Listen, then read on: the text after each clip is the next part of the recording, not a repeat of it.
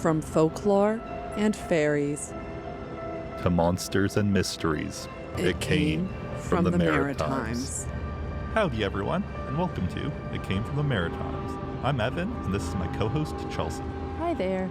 Today's topic is the spirit sphere known as the Haunting Orb in Rocky Harbour, Newfoundland. As a warning, this episode discusses death, execution, and murder. The triple threat. Didn't think you were going to hear that from the orb. This is a story from the area of Rocky Harbour, Newfoundland, on the west side of the island, not too far from Corner Brook and those areas.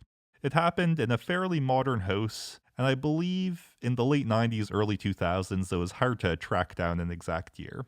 As far as we know, the host didn't have any other paranormal activity before or after these events. As with most things we talk about, though, it did start with some mysterious occurrences happening around the house. Primarily, the father of the family noticing that the television and other appliances would turn on and off without notice or reason.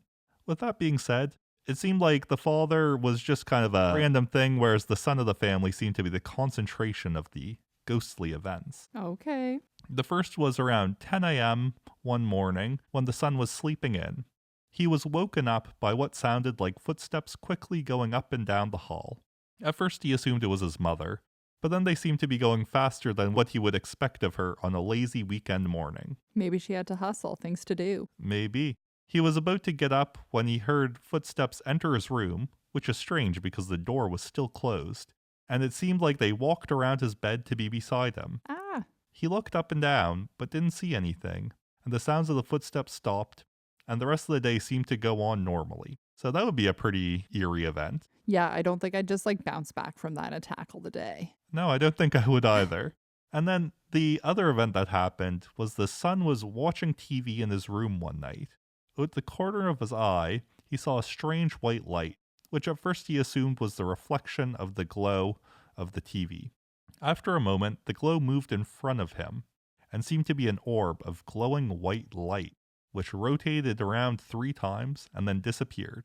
After that, there were no other reported incidents in the house. Oh, I wonder what it could have been. Well, that's the thing, and it is pretty mysterious. And what I'll say is, from the story, the son believes that it may have been the ghost of his grandfather. Oh. He passed away before the son was born, but wanted to come and check on him before moving on.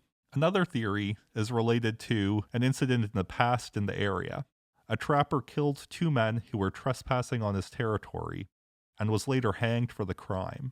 Some think that there may be spirits in the area of the murdered men looking for their killer, or the ghost of the trapper coming back to protect his land in the afterlife. I will say those seem less likely because, quite frankly, the spirits involved in this story seem to be pretty non-violent. Yeah, a little more mellow. Exactly, but I guess you never really know. True. Who do you think it was? I think it was the grandfather. Exactly, that just sounds a lot nicer. It does. Well, thank you so much for joining us for this episode of It Came From The Maritimes.